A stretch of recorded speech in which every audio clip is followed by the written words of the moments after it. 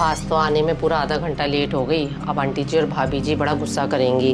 उनको तो यही लगेगा कि मैं झूठ बोल रही हूँ, इन्हें क्या पता हमारी मजबूरी। नमस्ते आंटी जी। नमस्ते भाभी जी। नमस्ते नमस्ते। अरे एक बात बता, आज फिर तू लेट आई है आधा घंटा? तेरा रोज का ड्रामा हो गया है।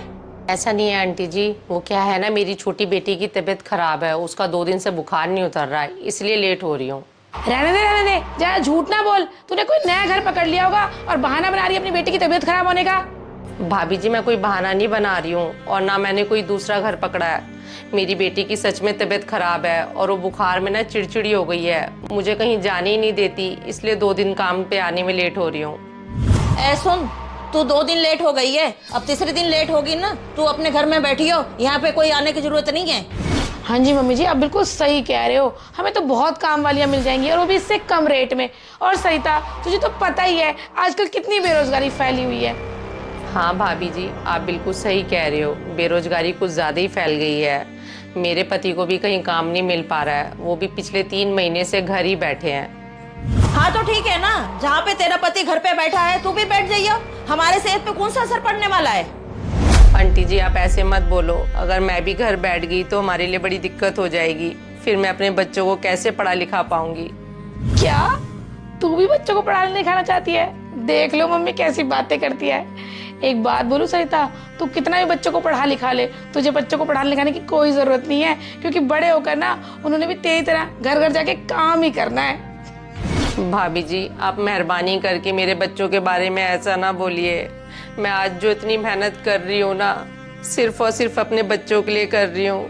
मैं नहीं चाहती जैसे मैं दर दर ठोकर खा रही हूँ वैसे ही मेरे बच्चे दर दर ठोकर खाएं, क्योंकि मैं चाहती हूँ मेरे बच्चे पढ़ लिख कर कामयाब इंसान बने। क्या तू अपने बच्चों को कामयाब इंसान बनाना चाहती है? ऐसा है, दिन में सपने देखना छोड़ दे और चली जा, जाके काम कर ले। सारे घर के काम पड़े हुए हैं और जब काम हो जाए ना हमारे लिए चाय बना के ले आइयो। चल जा यहाँ से।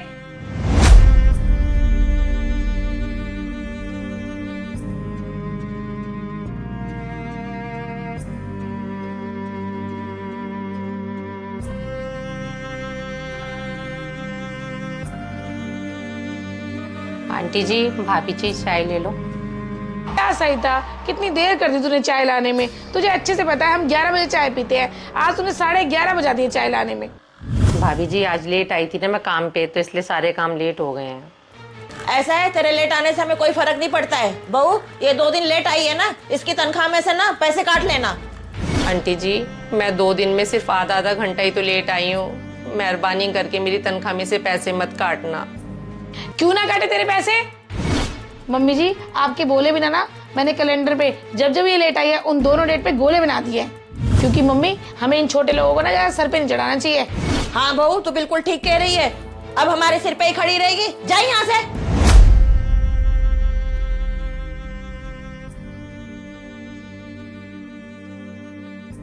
आखिर क्यों ये अमीर लोग हम गरीबों को कुछ नहीं समझते। हम इनके लिए पूरी मेहनत और ईमानदारी के साथ काम करते हैं।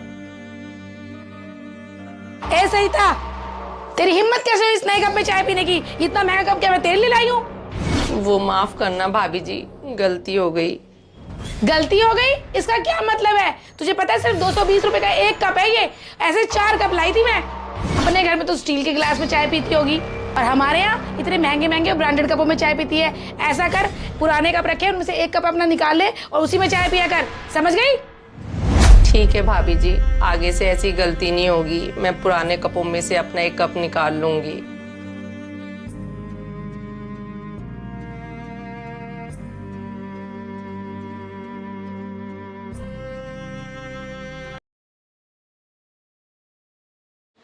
चलो सारा काम खत्म हो गया, अब घर चलती हूँ। अरे इतनी तेज गिरने की आवाज कहाँ से आई है? भाभी जी भी घर पे नहीं हो, बाजार गई, आंटी जी अकेले घर में। आंटी जी, आंटी जी क्या हो गया आपको? आंटी जी कैसे गिर गई? आंटी जी तो बेहोश हो गई हैं। क्या करूं, मुझे तो कुछ समझ ही नहीं आ रहा है। भाभी जी को फोन करूंगी, उनको तो बहुत टाइम लग जाएगा आने में। ऐसा करती हूँ, सोसाइटी में जो डॉक्टर है उसको जल्दी से बुला के लेके आती हूँ। डॉक्टर साहब, आंटी जी अब ठीक तो है ना? घबराने की कोई बात नहीं है, मैंने दवाइयाँ लिख दी हैं, आप इन्हें टाइम से देते रहना। मम्मी जी, डॉक्टर साहब क्या हुआ मेरी मम्मी जी को? कुछ नहीं, इन्हें डिहाइड्रेशन की वजह से चक्कर आ गए थे और ये बेहोश होके गिर गई थी। वो तो शुक्र है इनका कि ये मुझे बुला के ले आए। क्या डॉक्टर साहब, ये बुला के लाई थी आपको? हाँ, इन्होंने समझदारी का काम किया। इस उम्र में तो चक्कर खा के गिरने से जान भी जा सकती है। अच्छा, तो मैं चलता हूँ, आप इनका ध्यान रखना। ठीक है डॉक्टर साहब, थैंक यू। सरिता, मुझे माफ कर देना, मैं तुझे बहुत भला बुरा कहती हूँ। सरिता, हो सके तो मुझे भी माफ़ कर दे। हम अमीर लोग ना अपनी अमीरी के नशे में इतने अंधे हो जाते हैं कि तुम गरीब लोगों को कुछ नहीं समझते।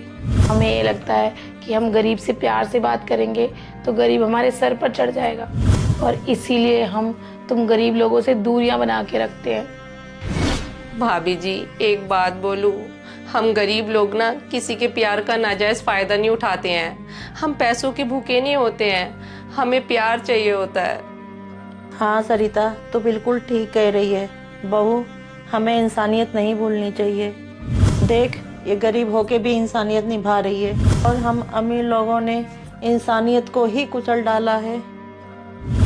आंटी जी, भाभी जी, मैं तो आप दोनों से बस इतना ही कहना चाहती हूँ, ये अमीरी और गरीबी तो बस किस्मत का ही खेल है, लेकिन इंसानियत इंसान के अपने हाथ में ही होती है।